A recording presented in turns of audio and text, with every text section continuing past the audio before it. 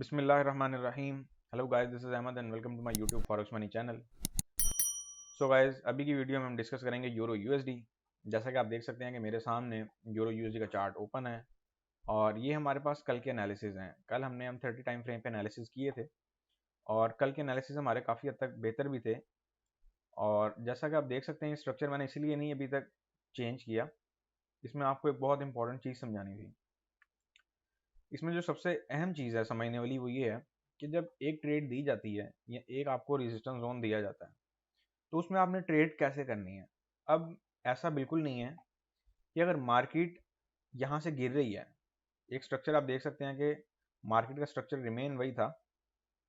अब सवाल ये है कि मार्केट ने इस ट्रेंड लाइन का ब्रेकआउट किया और उसके बाद मार्केट तकरीबन 25 पिप नीचे आई। अगर बात की जाए 25 पिप की, तो ये इंट्राडे ट्रेडर के लिए 25 पिप इनफ है। जहाँ तक बात है मेरे एक्सपीरियंस की, तो मेरे सामने ऐसे बहुत सी मिसालें मौजूद हैं कि जिनमें ट्रेडर जो हैं वो तो डेली की 10 पिपों तक भी जो है ना वो तो कह रहे होते हैं कि हमें कोई 10 पिप की ऐसी स्ट्रेटजी मिल जाए कि जिसमें हम जो है ना वो एक कंफर्म स्ट्रेटजी और हम कुछ अपनी पिप्स बना लें। और आपके सामने एक ट्रेड आपको अगर 25 पिप दे रही है और टीपी वन के नियर बाय से होके जा रही है और आप देख रहे हैं कि टीपी वन के नियर बाय कंसोलिडेशन हो रही है, तो ऐसे में आपको अपना प्रॉफिट बुक करना चाहिए और ट्रेलिंग स्टॉप करना चाहिए, ना कि आपको इसका यहाँ पे हिट होने का इंतजार करना चाहिए। आपकी कुछ खुद की तो स्ट्रेटजी होनी चाहिए। और सबसे पहले आपने अपना डेली का टारगेट तयन करना होता है कि हमें डेली का टारगेट हमारा क्या है, क्या हमारा डेली का टारगेट पूरा हो जाता है, पूरा हो गया तो हम निकल सकते हैं।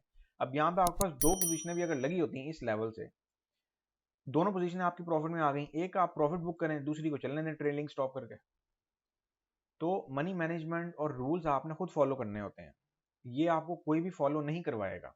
कोई भी बंदा ये आपको चीज़ फॉलो नहीं करवा सकता है, रूल्स आपने खुद अपने बनाने हैं। तो चले टाइम जाए कि भी ना, हम चलते हैं अपने आज के एनालिसिस की तरफ। जैसा कि देखा गया कि कल यूरो ने एक अनएक्सपेक्टेड ब्रेकआउट किया और एक बुलिश मूवमेंट दे के अगेन वो जो है पंप होके अगेन मार्केट डंप हो गई। तो इसकी क्या वजूहत थी? इसकी जो सबसे बड़ी वजह है वो ये है कि फ्रांस में इलेक्शंस हो रहे हैं। उनका भी फर्स्ट राउंड कंप्लीट हुआ और सेकंड राउंड जो है वो अपकमिंग वीक में है। तो इस चीज़ का आप लोगों ने बहुत ख्याल भी रखना है और मेंटली तौर पे एक्टिव भी रहना है कि यूरो जोन में किसी भी किस्म की मूवमेंट एनी टाइम हैपन हो सकती है। तो इसको इग्नोर नहीं करना, अपना एसएल टाइटन रखना है।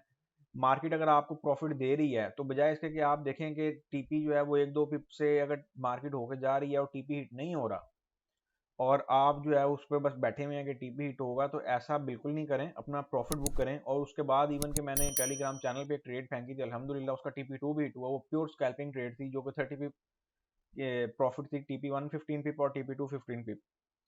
तो जो जो टेलीग्राम के फॉलोअर थे उन्होंने तो ट्रेड एंजॉय की होगी ऑफ कोर्स।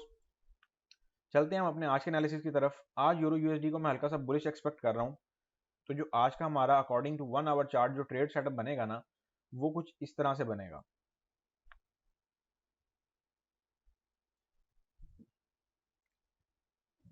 क्योंकि H1 का हम चार्ट आज लेके आए हैं, तो इसमें जो हमारा SL है वो might be little bit increase हो सकता है।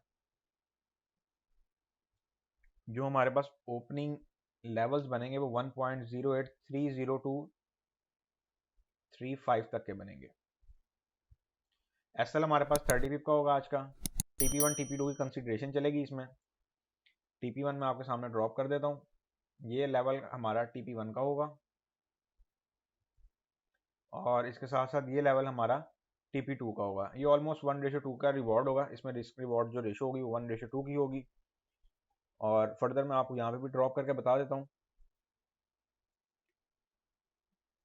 सो गाइज, ये बेसिकली जो ट्रेडिंग का जो कॉन्सेप्ट होता है ना वो यही होता है। एक इंट्राडे ट्रेडर के लिए ये चीज़ बड़ी अहमियत रखती है कि वो किस टाइम पे मार्केट से एग्जिट कर रहा है, किस टाइम पे मार्केट में है, क्या मार्केट में उसने अपना प्रॉफिट कुछ बुक किया है नहीं किया, ऐसा क्या स्ट्रक्चर है कि वो अपना प्रॉफिट बुक नहीं कर पा रहा।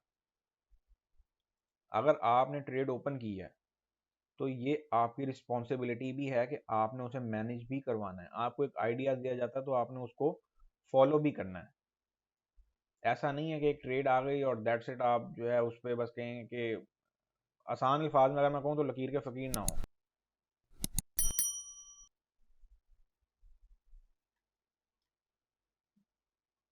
ये हमारे पास TP2 आ जाएगा।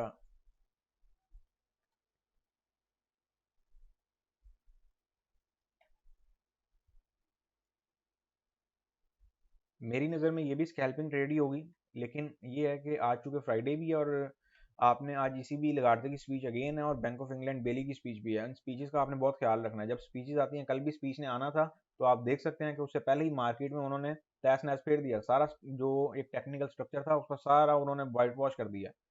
तो इस चीज़ को आपने बड़े क्लोजली फॉलो करना है कि ये मामला क्या है, और अगर स्पीच आनी है तो स्पीच से पहले पहले अपना कोशिश किया करेंगे प्रॉफिट बुक हो। मैं बेसिकली फंडामेंटल का बहुत बड़ा फ़ैन हूँ, लेकिन फंडामेंटल से पहले रिलीज तो हों, उसके बाद उनका फ़ैन बना जाता है। जैसे कि ये फंडामेंटल कल रिलीज हुए, स्पीच आई, उसने हमें एक ट्रेड सेटअप दे दिया। अब वो ट्रेड सेटअप कुछ इस तरह का दे दिया हमें। और एक चीज़ का ख्याल रखा करें कि जब मार्केट TP1 या TP2 के जोन से, लेट्स सपोज आज का TP1 का लेवल ये है, अगर मार्केट इस जोन पे रिट्रेसमेंट नहीं कर रही तो क्या वजह है, और अगर कर रही है तो एक हल्की सी रिट्रेसमेंट के साथ साथ मार्केट कंसोलिडेट होती है आपको दिखाई दे रही है, अगर तो हो रही है तो इसका मतलब है कि मार्केट माइट भी रिवर्सल एक दे सकती है। तो उस सूरत में आपने, अगर इसका मैं आसान हल आपको ये बता देता हूँ कि अगर आपने, आपकी एक लिमिट है डेली की 0.05 का यूनिट उठाने की, तो आप उसमें दो यूनिट उठाएंगे, एक 0.02 का उठाएंगे, एक 0.03 का उठाएंगे। एक में आप प्रॉफिट बुक करेंगे, एक को आप ब्रेक इवन पे चलने देंगे। सो गाइज, ये थे हमारे आज के एनालिसिस। उम्मीद करता हूँ आपको पसंद आए होंगे। रिमाइंडर मैं आपको एक दफ़ा फिर देता चलूँ, ये हमारी ओपन पोजीशन होगी, ये हमारा SL टारगेट होगा TP1 TP2। सो गाइज, इस वीडियो को लाइक करें, अपने दोस्तों के साथ शेयर करें ताकि उनके इल्म में भी इजाफा हो और वो भी कुछ इससे फॉरेक्स से कुछ अर्न कर सकें। सो गाइज, मिलेंगे अब नेक्स्ट वीडियो में, तब तक के लिए अपना बहुत सारा ख्याल रखें, दुआओं में याद रखें। अल्लाह हाफिज़।